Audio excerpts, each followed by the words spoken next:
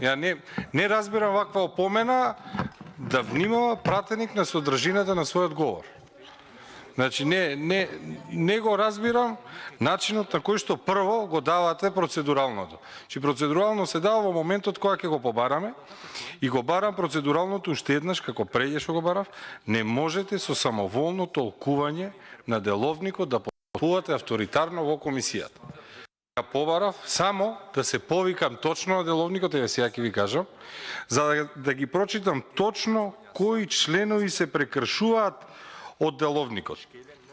Кога станува збор, имам право на процедурално, како нема? Како член на комисијата. Кој член? Ќе ми дозволите моите забелешки? Дали ќе ми дозволите? Јас барам од вас каде изречно по кој член на деловникот имате право на процедурална интервенција. Прво, не смеете да ме прекинувате. Од член 88. Прво, не смеете да ме...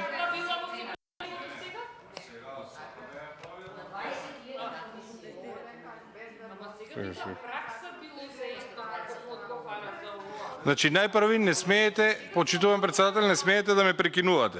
Ако ми дозволите да ја завршам процедуралното, ако не да констатираме на записник дека не сте ми дозволили. Благодарам. Да ви кажам како ова неодговорно однесување е регулирано со деловникот. Член 80 од деловникот за работа вели вака: на почетокот на претресот по секоја точка од дневниот ред предлагачот, односно представникот на предлагачот, може да даде дополнителни образложенија или појаснување. Че представникот, да, може да даде. Госпојата нема, Госпојата нема својство. Јас не навлегувам таа воопшто не смета нејзината дискусија, туку каде е проблемот. Каде е проблемот? Ке ве молам. Ке се повикам овде на членот 107. За работата на седницата на собранието се водат стенограмски белешки. Значи има причина зошто се вели дека овде можат да говорат пратениците или можат да говорат предлагачот, односно представникот на предлагачот. Кога имаме говор од лице, колку да е стручен и добронамерен, не навлегувам во тоа. Меѓутоа, на кој начин ќе ги внесете тие во стенограмските белешки?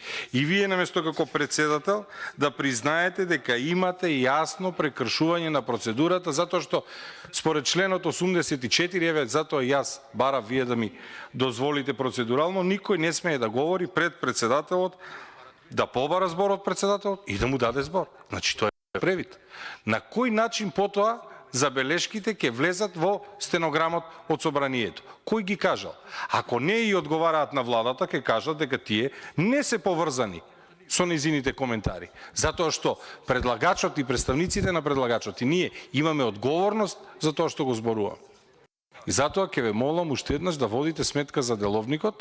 Имате некое чудно рестриктивно толкување дека не треба да земеме збор, можете да гоускратите. Тоа воопшто не е европска практика и време е да го промените и да функционирате онака како што пишува во деловникот. Моето процедура беше во најдобра намера да ви кажам дека на тој начин ќе имате вие проблем со водење на стенограмот и стенограмските белешки, затоа што на ваша комисија за европски прашања, кој вие ја водите, има искази, има говори од лица кои што согласно деловникот не можат да дават изложување. Тоа се нашите аргументи и сакав да не зборуваме напамет, да ги прочитаме точните членови од деловникот. Затоа сметам дека оваа грешка треба да ја исправите како председател, да најдете соодветна форма за тоа да го направите. Ви благодарам.